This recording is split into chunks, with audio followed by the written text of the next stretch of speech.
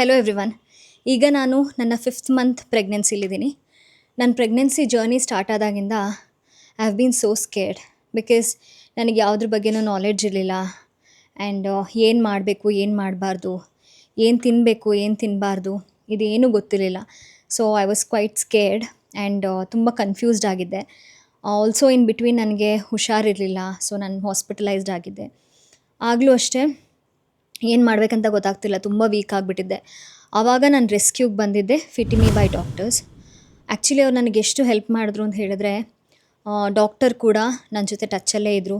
ಕಾನ್ಸ್ಟೆಂಟಾಗಿ she used to reach out to me. ನನ್ನ health ಬಗ್ಗೆ she used to always keep a track. And ನನ್ನ diet ಕೂಡ ತುಂಬ ಬದಲಾಯಿತು.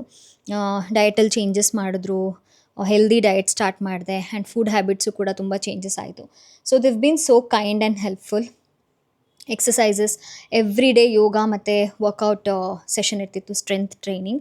ಸೊ ನನಗೆ ಒಂದಷ್ಟು ದಿನ ಮಾಡೋಕ್ಕಾಗ್ತಿಲ್ಲ. ಎವ್ರಿ ಡೇ ನನ್ನ ಗ್ರೂಪಲ್ಲಿ ವೀಡಿಯೋದು ಮೆಸೇಜ್ ಬರ್ತಾಯಿತ್ತು ವೀಡಿಯೋ ಜಾಯ್ನ್ ಆಗೋದಕ್ಕೆ. But I could not join.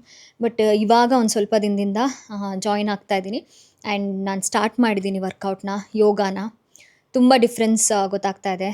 ತುಂಬ ನನಗೆ ಹೆಲ್ಪ್ ಆಗ್ತಾಯಿದೆ ಅದು. ಫುಡ್ ಹ್ಯಾಬಿಟ್ಸ್ ಕೂಡ ಮುಂಚೆ ಗೊತ್ತಾಗ್ತಿಲ್ಲ ಏನು ತಿನ್ನಬೇಕು, ಏನು ತಿನ್ನಬಾರ್ದು ಅಂತ.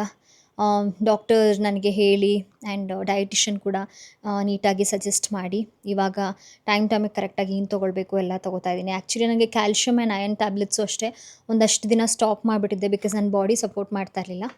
ಆಗಲೂ ಅಷ್ಟೇ ಏನು ನ್ಯೂಟ್ರಿಷನ್ಸ್ ಫುಡ್ಡಲ್ಲಿ ಏನು ಸಿಗುತ್ತೆ ತೊಗೊಳ್ಬಹುದು ಅಂತ ನನಗೆ ಗೈಡ್ ಮಾಡಿದ್ರು.